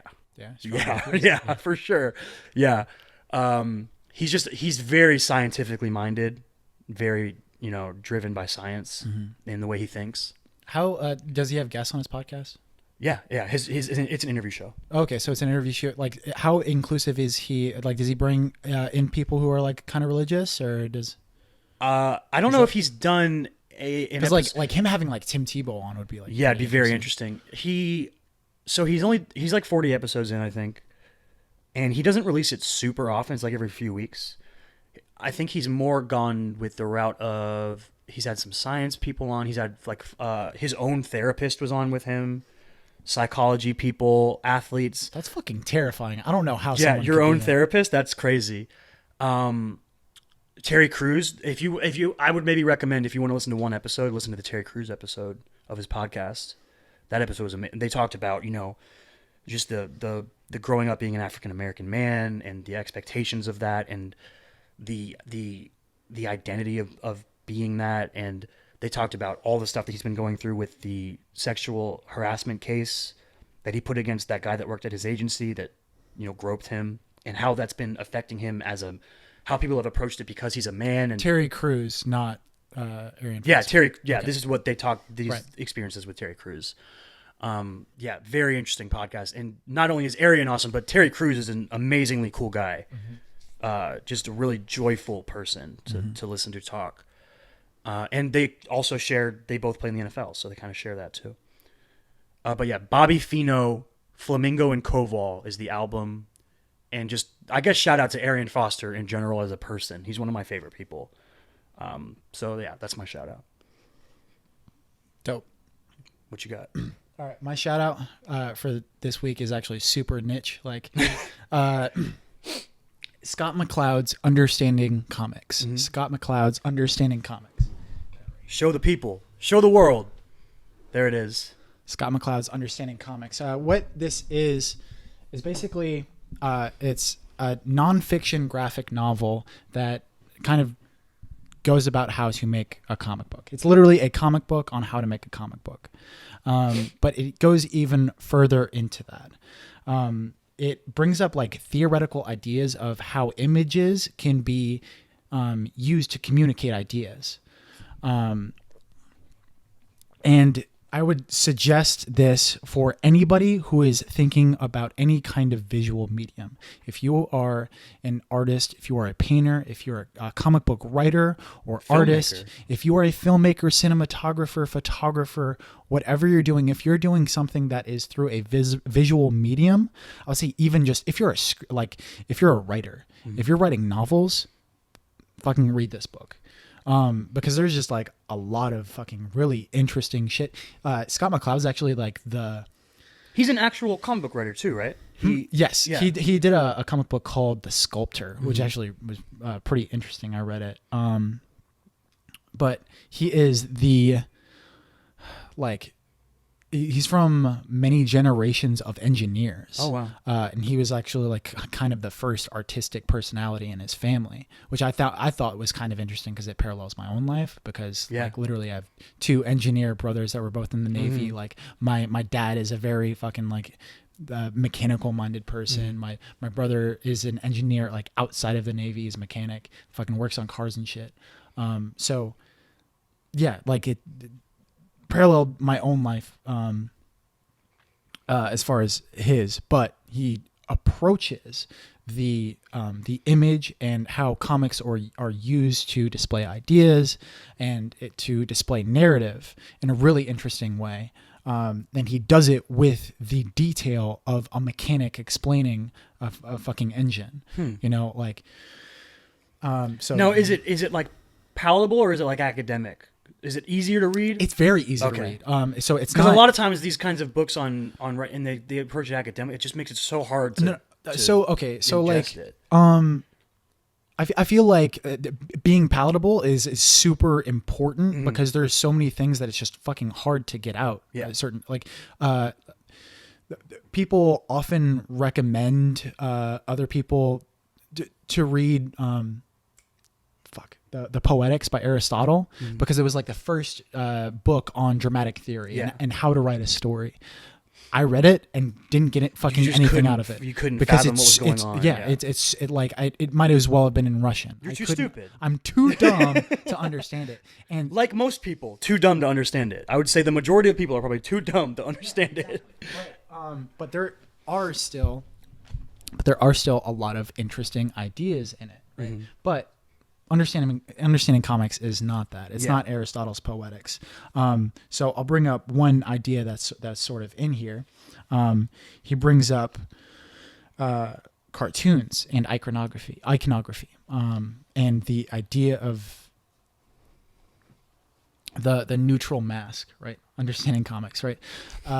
So he posits that one of the reasons why cartoons are so fascinating and so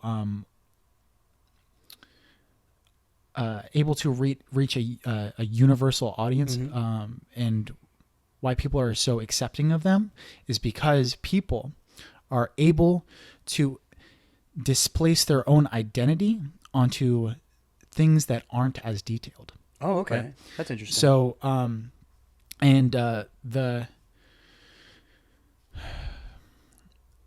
there's a spectrum of images that exists in this book, where on like one end you have the Mona Lisa, right? And on the other end you have like the little woman that's outside of like the female restroom, you know, like with the skirt and everything, right? Like one is like incredibly detailed and the other is as basic as it can be, right? Now, the reason that it's so much... I'm going to try and articulate this as well as Scott McCloud, and I'm going to fail is the thing, because he's so much smarter than me. But basically, it just talks about how you're able to displace your identity on something that's more of an icon, something that's more that cartoony. Skirt figure can be anyone. It can be any female, right? Like, or a dude wearing a dress. True, that's true. Hey. Or the Mona Lisa is very specifically the Mona Lisa. It's her. Yeah, exactly. Yeah. And and say I'm having this conversation with you, right? I can see all of the details of your face, right? But my own idea of how I look isn't as detailed. It's built off basically the memory of when you looked in a mirror. And it's more on figures, you know. It's more cartoony than my vision of you. Yeah. And that's how like we're able to displace our identity so easily.